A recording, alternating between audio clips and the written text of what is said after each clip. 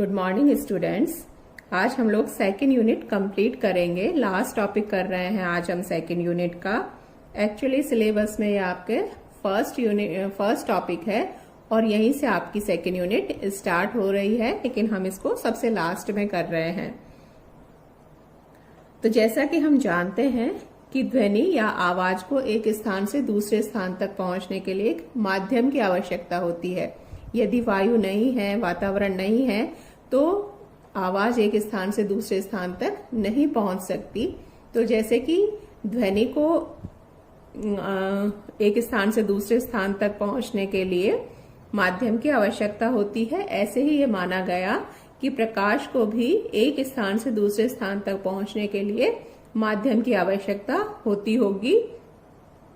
और इस माध्यम को, इस काल्पनिक माध्यम को ईथर का नाम दिया गया कि प्रकाश ईथर में गमन करते हुए एक स्थान से दूसरे स्थान तक पहुंचता है। साथ ही यह भी माना गया कि ईथर में प्रकाश का वेग सभी दिशाओं में एक समान होता है और ईथर एक निरपेक्ष जड़त्वीय निर्देश तंत्र है कि उसके सापेक्ष हम अन्य जो पिंड होंगे उनका वेग ज्ञात करते हैं। तो पृथ्वी का ईथर के सापेक्ष वेग ज्ञात करने के लिए अनेक प्रयोग किए गए। ऐसा ही एक प्रयोग था जिसे कहते हैं माइकलसन मोरले प्रयोग। इस प्रयोग में व्यतिकरण के सिद्धांत का उपयोग किया गया और जिसमें माइकलसन व्यतिकरण मापी का प्रयोग किया गया। माइकलसन व्यतिकरण मापी ये आपके जैसे इसमें दिखाया गया है कि ये स्रोत है, सोर्स ऑफ लाइट। यहाँ से प्रकाश उत्सर्जित हो रहा है और जो प्रकाश है वो हमने मोनोक्रोमेटिक या एक वर्णीय प्रकाश लिया है। ये एक उत्तल लेंस है। इस लेंस के फोकस पर ये प्रकाश स्रोत स्थित है। तो फोकस पर स्थित होकर जब ये लेंस पर गिरेगा तो उसके बाद जो किरणें होंगी वो समांतर होंगी, तो समांतर किरणों में ये विभक्त हो जाएगा। ये एक कांच की प्लेट है जिसका आधा हिस्सा पॉलिश कर दिया गया है सिल्वर से। तो ये किरण जो यहाँ आ रही है, जब इस पी पर पहुंचती है तो दो भागों में विभक्त हो जाएगी। एक तो रिफ्रैक्ट होकर या अपवर्तित होकर निकल जाएगी, दूसरी परावर्तित होकर जाएगी। दो मिरर लगाए गए हैं। ये अपवर्तित किरण M2 मिरर पर पड़ती है और वापस से फिर रिफ्लेक्ट हो जाएगी। इसी तरह से जो किरण यहां से परावर्तित हुई थी वो इस M1 मिरर पर पड़ रही है और उससे वापस परावर्तित होकर यहाँ दोनों वापस अध्यारोपण होगा और उसके बाद ये एक टेलीस्कोप की सहायता से देखा जाता है। अब अगर हम इस किरण को देखें जो कि M2 पर पड़ रही है और एक कुछ टाइम के लिए मान लेते हैं कि यहाँ पर ये जो हमने P' दिखा रखा है ये नहीं है, तो इस किरण पर को ध्यान से देखें तो क्या हो रहा है कि यहाँ तक तो सब ये एक जैसा था, यहाँ पर ये अपवर्तित हुई है और ये परावर्तित हुई है। तो ये तो सीधी जाकर M2 पर गिर रही है और उससे रिफ्लेक्ट हो जाती और वापस यहाँ पर P पर आ जाती। और इस किरण को देखें तो यहाँ P से पहले ये इतनी दूरी इसने इस ग्लास प्लेट में ट्रेवल की जाते समय और वापस जब रिफ्लेक्ट होकर आ रही है तब भी वापस से ये दूरी इस ग्लास प्लेट में ट्रेवल कर रही है इसकी मोटाई के बराबर। तो यानी M1 मिरर की तरफ जाने वाली किरण ग्लास की प्लेट से दो बार गुजरती है। यहाँ ये भी माना, ये जो दर्पण है M1 और M2, मिरर M1 M2, ये P से समान दूरी पर हैं। तो दूरी समान है, लेकिन जो M2 मिरर की किरण है जो M2 मिरर पर आ रही है वो इस P से एक भी बार नहीं गुजर रही, जबकि M1 मिरर पर जो किरण जा रही है वो दो बार गुजर रही है। एक बार जब रिफ्लेक्ट हुई प्रारंभ में, दूसरी बार जब वापस M1 से रिफ्लेक्ट होकर आएगी तब फिर से इसमें से गुजरेगी। तो ये दो बार गुजर रही है जबकि ये एक भी बार नहीं गुजरती। तो इनका प्रकाशीय पथ जो होगा वो समान नहीं होगा, एक जैसी दूरी तय नहीं करेंगी प्रकाशीय पथ उनका। तो उसके लिए उसको कंपनसेट करने के लिए दोनों पथ बराबर करने के लिए P के बराबर ही एक समान मोटाई की एक दूसरी प्लेट रख दी गई उसी के समांतर। तो अब ये किरण जो M2 की तरफ जा रहा था, जो प्रकाश की किरण, अब वो जाते समय इसमें से गुजर रही है, इसी तरह से आते समय भी, तो वो भी 2 बार गुजरेगी। तो दोनों का प्रकाशीय पथ बराबर हो जाएगा। साथ ही ये जो एंगल है, जो ये कोण झुका हुआ है, P में जो किरण है वो 45 डिग्री के कोण से झुकी हुई थी, तो आधा भाग तो इसका अपवर्तित हो जाएगा और आधा भाग परावर्तित होकर M1 मिरर की तरफ जाता है। तो अब 2 किरणें हो गई, एक अपवर्तित जो M2 दर्पण पर जा रही है और परावर्तित जो M1 दर्पण पर जा रही है। अब इन दोनों किरणों के बीच में हम पाथ डिफरेंस निकालेंगे कि दोनों के पथों में कितना अंतर है, और पाथ डिफरेंस होगा तो उसकी वजह से व्यतिकरण के कारण से फ्रिंज बनेंगी। तो वही हमें एनालिसिस करनी है। तो सबसे पहले हम M2 मिरर की तरफ जाने वाली किरण के लिए देखते हैं। तो M2 दर्पण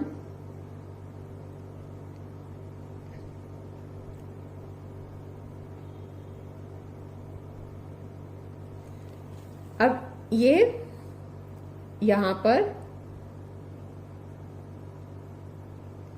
अब उस P डैश को बनाने की जरूरत नहीं, वो सिर्फ एक कंपनसेटिंग प्लेट थी जो कि ये बता रही थी कि वहां पर उनका बराबर करने के लिए, क्योंकि जो M2 पर आ रही थी वो P से गुजर नहीं रही थी।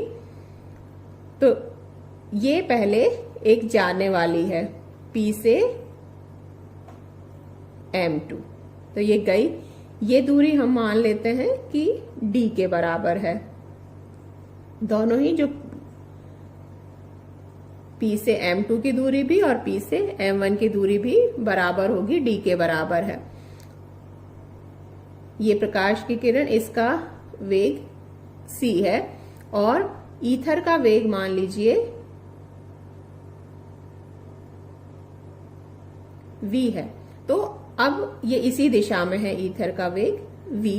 तो जब दोनों की एक ही दिशा होगी तो इसके आपेक्षिक वेग कितना हो जाएगा, c माइनस वी। जैसे एक ट्रेन होती है, वो मान लीजिए, या कोई भी एक व्हीकल है, वो 10 किलोमीटर पर सेकंड के गति से चल रहा है, दूसरा उसी दिशा में 5 किलोमीटर पर सेकंड, तो दोनों एक ही दिशा में जा रहे होंगे, तो उनका जो सापेक्षिक वेग होगा वो कितना हो जाएगा, 10 माइनस 5। अगर विपरीत दिशा में होता कि ये 10 इधर जा रहा है और ये 5, तो इनके बीच दूरी है वो बढ़ती जाएगी और जो वेग होगा वो कितना होगा, 10 प्लस 5। अगर ये विपरीत दिशा में है और समान दिशा में है तो वेग है वो माइनस। तो जब जो किरण P से M2 पर गई, P से M2 तक जाने में लगा समय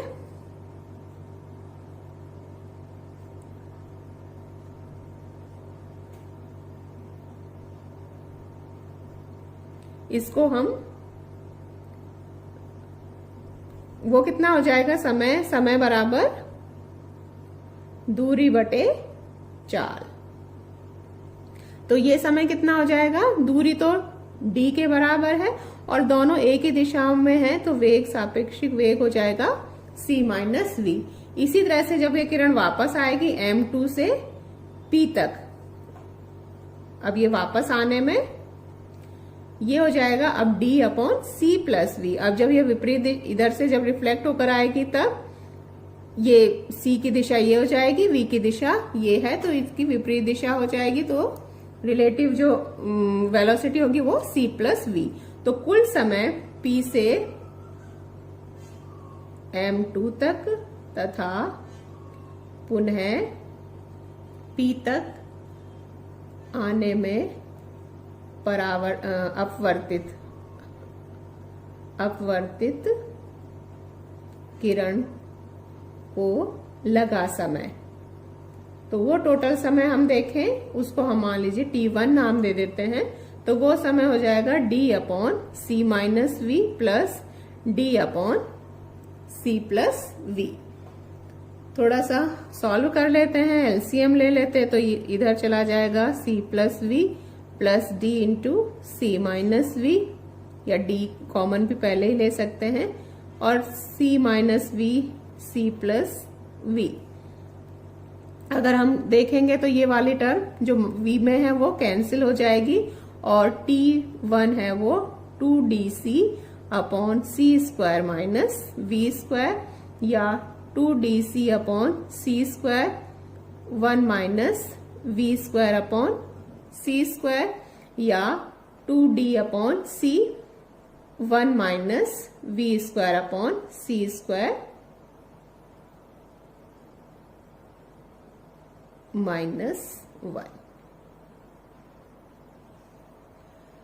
अब चूंकि v की तुलना में v c की तुलना में बहुत छोटा ही होता है, तो v का मान v square upon c square और छोटा हो जाएगा, तो हम बाइनोमियल एक्सपेंशन या द्विपद प्रमेय से सिर्फ 2 ही टर्म्स रखते हैं, बाकी टर्म्स को हम नेग्लेक्ट कर देंगे।